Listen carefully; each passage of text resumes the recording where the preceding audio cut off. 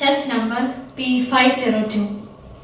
അഭിമന്യ ഗുരുജനങ്ങളെ, പ്രിയ സുഹൃത്തുക്കളെ, നിങ്ങൾക്കെന്റെ നമസ്കാരം. ഒരു മഹാമാരിയുടെ വ്യാപനത്തിന്റെ തിക്തഫലങ്ങളിൽ നിന്നും ഇനിയും ലോകം മോചനം നേടിയിട്ടില്ല. ജീവിതത്തിന്റെ സമസ്ത മേഖലകളെയും മുരടിപ്പിലേക്ക് തള്ളിവിട്ടു എന്നത് തന്നെയാണ് കോവിഡ് വ്യാപനം സൃഷ്ടിച്ച ഏറ്റവും വലിയ പ്രതിസന്ധിയെന്ന് നിസ്സംശയം നമുക്ക് പറയുവാൻ കഴിയും. ഉൽപാദന മേഖലയ്ക്ക് സംഭവിച്ച തകർച്ച പോലെ പ്രാധാന്യമുള്ളതാണ് വിദ്യാഭ്യാസ രംഗത്ത് സംഭവിച്ച താളപ്പിഴകൾ. കൂട്ടുകൂടി കളിച്ച് അതിലൂടെ പഠനം എന്ന പുതിയ വിദ്യാഭ്യാസ നയത്തെ കാറ്റിൽ പറപ്പിച്ചുകൊണ്ട് ഓൺലൈൻ പഠനമെത്തി. കോവിഡ് വ്യാപനം പ്രകടമായി തുടങ്ങിയ നാളുകളിൽ തന്നെ ആദ്യം അടച്ചുപൂട്ടലിന് വിധേയമായത് സ്കൂളുകളും കോളേജുകളും അടക്കമുള്ള വിദ്യാഭ്യാസ സ്ഥാപനങ്ങളാണ്. കാരണം രോഗവ്യാപനത്തിന് ഏറ്റവും കൂടുതൽ സാധ്യത കൽപ്പിക്കപ്പെടുന്നത് കുട്ടികൾ യാതൊരു നിയന്ത്രണവുമില്ലാതെ പരസ്പരം ഇടപഴകുന്ന ഇടങ്ങളാണ് വിദ്യാഭ്യാസ സ്ഥാപനങ്ങൾ എന്നുള്ളത് തന്നെയാണ്. എന്നാൽ കോവിഡ് നിയന്ത്രണാതീതമായി തുടർന്നതോടെ വിദ്യാഭ്യാസ മേഖല തന്നെ നിശ്ചലമാകുന്ന അവസ്ഥ സംജാതമായി. ഒട്ടും അഭിലഷണീയമല്ലാത്ത ഈ അവസ്ഥയെ മറികടക്കുവാനുള്ള ആവശ്യമായ പ്രവർത്തനങ്ങളെ കുറിച്ചുള്ള ചിന്തകളുടെ ഭാഗമായാണ് ഓൺലൈൻ വിദ്യാഭ്യാസ രീതികൾ താൽക്കാലിക പരിഹാരമായി നിർദ്ദേശിക്കപ്പെടുന്നതും നടപ്പിലാക്കപ്പെടുന്നതും.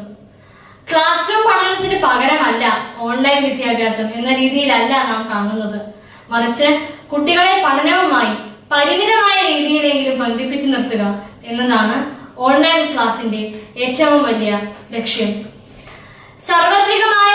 സർവത്രികമായ രീതിയിലുള്ള ഓൺലൈൻ വിദ്യാഭ്യാസവും ഓൺലൈൻ വിദ്യാഭ്യാസ കാലത്തെ പഠനവും നിരവധി വെല്ലുവിളികൾ നേരിടുന്നുണ്ട്. ഓരോന്നായി കൃത്യമായി തന്നെ ഇവ നമുക്ക് അടയാളപ്പെടുത്തുവാൻ കഴിയും. ഒന്നാമത്തെ വെല്ലുവിളി ഡിജിറ്റൽ ഡിവൈസ് ആണ്. ഓൺലൈൻ വിദ്യാഭ്യാസം സാർവത്രികമാകുമ്പോൾ അതിനു വേണ്ടുന്ന അടിസ്ഥാന സൗകര്യങ്ങൾ ഉറപ്പുവരുത്തേണ്ടത് അത്യാവശ്യമാണ്. ഇന്റർനെറ്റിന്റെയും ഗാഡ്ജറ്റ്സിന്റെയും കാര്യത്തിൽ ആ സന്തുലിതാവസ്ഥ ഉറപ്പുവരുത്താൻ ലോകരാഷ്ട്രങ്ങൾക്കായിട്ടില്ല, പ്രത്യേകിച്ച് മൂന്നാം ലോക രാഷ്ട്രങ്ങൾക്ക്. ഇത് പൗരന്റെ മൗലിക അവകാശമായ വിദ്യാഭ്യാസത്തെ ദരിദ്ര ഭ്രാന്തവൽകൃത സമൂഹങ്ങൾക്ക് നിഷേധിക്കുന്ന ഡിജിറ്റൽ ഡിവൈസിലേക്ക് നയിക്കുമെന്ന കാര്യത്തിൽ സംശയം ഏതുമില്ല. രണ്ടാമത്തെ വെല്ലുവിളി സമ്പൂർണ്ണ പഠനം പകർന്നേകാൻ ഓൺലൈൻ വിദ്യാഭ്യാസത്തിന് കഴിയില്ല എന്നത് തന്നെയാണ്. ക്ലാസ് റൂമിലെത്തുന്ന ഒരു കുട്ടി ഒരു സമൂഹ ജീവിയായി അവന്റെ ചുറ്റുവട്ടങ്ങളിൽ നിന്നും ആർജിച്ചെടുക്കുന്ന അറിവുകളിൽ ഒന്ന് മാത്രമാണ് പാഠപുസ്തകത്തിലെ വിഷയ കേന്ദ്രീകൃതമായ പഠനം നൽകുന്ന അറിവ്. ഈ അറിവ് മാത്രം സംഭാവന ചെയ്യാനാണ് ഓൺലൈൻ വിദ്യാഭ്യാസത്തിന് കഴിയും. ഒരു വട്ടം കൂടി എന്നോർമകൾ മേയുന്ന തിരുമുറ്റത്തെത്തുവാൻ മോഹം എന്ന ONVയുടെ വരികൾ ഇവിടെ ഓർത്തുപോകുന്നു. വീടിനുള്ളിൽ മാത്രം രാവും പകലും ചടഞ്ഞിരിക്കുന്ന കുട്ടികൾക്ക് കായിക വിനോദങ്ങൾ ഇല്ലാതായി, കൂട്ടുകാരും സംസാരവുമുള്ള അവസരങ്ങൾ ഇല്ലാതായി, ദീർഘനേരം ഫോണിൽ കുത്തിയിരിക്കുന്ന കുട്ടികൾക്ക് മാനസിക പ്രശ്നങ്ങൾ ഉണ്ടാകുന്നു, എപ്പോഴും അലസത കാണപ്പെടുന്നു, PDF ആയി ലഭിക്കുന്ന നോട്ടുകൾ എഴുതി തീരാത്ത അവസ്ഥയിൽ കണ്ണിന് അസ്വസ്ഥതയും ക്ഷീണവും അനുഭവപ്പെടുന്നു. മൂന്നാമത്തെ വെല്ലുവിളി ശാസ്ത്ര ക്ലാസുകൾ ആവശ്യപ്പെടുന്ന പ്രായോഗിക പരിശീലനങ്ങൾ ഓൺലൈൻ പഠന പ്രക്രിയയ്ക്ക് അപ്രാപ്യമാണ് എന്നുള്ളതാണ്. സ്കൂളിലേക്ക് എത്തുന്ന ഓരോ കുട്ടിയും രാവിലെ കുളിച്ച് പ്രഭാത കൃത്യങ്ങൾ നിർവഹിച്ച് ഒരു കൃത്യമായ ദിനചര്യയുടെ ഭാഗമായി അവരറിയാതെ സ്വയം മാറുന്നുണ്ട്.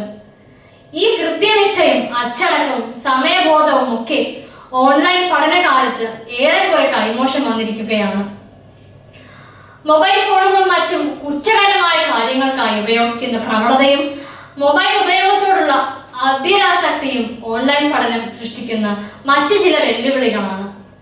ഇങ്ങനെ പട്ടികയായി നിരത്താവുന്ന നിരവധി വെല്ലുവിളികൾ ഓൺലൈൻ വിദ്യാഭ്യാസവുമായി ബന്ധപ്പെട്ട് ഉയർന്നു വന്നിട്ടുണ്ടെങ്കിലും നിരവധി ഗുണങ്ങളും ഈ വിദ്യാഭ്യാസ രീതി പകർന്നേകുന്നുണ്ട്.